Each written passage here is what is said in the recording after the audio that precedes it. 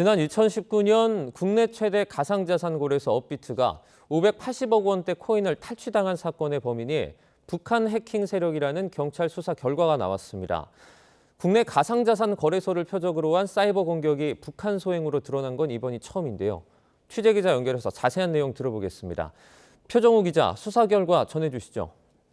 네, 경찰청 국가수사본부는 오늘 가상자산 거래소 업비트 해킹 사건에 대한 수사 결과를 발표했습니다.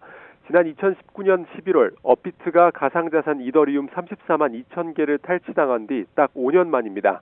당시 시세로만 580억 원어치, 지금으로 따지면 1조 4,700억 원에 달하는 막대한 피해를 입었고 업비트는 가상화폐 입출금을 2주간 정지해야 했습니다.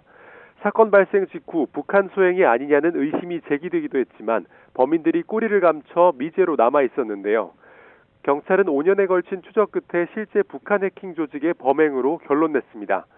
경찰 수사 결과 북한 해킹 조직인 라자루스와 안다리일이 공격한 것으로 파악됐는데요. 국내 가상자산 거래소를 표적으로 한 사이버 공격이 북한 소행으로 드러난 건 이번이 처음입니다. 경찰은 그동안 대대적으로 자금 흐름을 추적하고 미국 연방수사국과의 공조를 통해 다양한 자료를 확보했다고 밝혔는데요. 이 과정에서 북한 IP 주소가 범행에 쓰인 것을 확인했고 범인들이 중요하지 않은 일을 의미하는 헐한 일 등 북한 어휘를 사용한 흔적을 확인했습니다.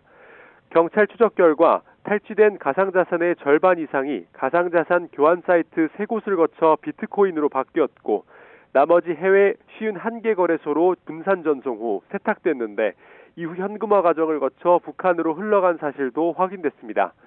해당 자금이 어떻게 북한에 전달됐는지 이후 어떻게 쓰였는지는 확인되지 않았는데 북한이 가상자산 거래소 사이버 공격으로 탈취한 가상자산을 핵미사일 개발에 사용한다는 유엔 보고서나 외국 정부 발표에 비춰 군사활동에 쓰였을 가능성이 크다고 보고 있습니다. 경찰은 피해 자산 일부가 스위스 거래소에 보관된 사실을 확인하고 지난 10월 4.8 비트코인을 환수해 돌려줬는데요. 남은 범죄 수익 환수에 힘쓰는 동시에 앞으로도 범행 방법과 주체 규명은 물론 피해 예방과 회복에도 최선을 다해 나가겠다고 밝혔습니다. 지금까지 사회부에서 YTN 표정우입니다.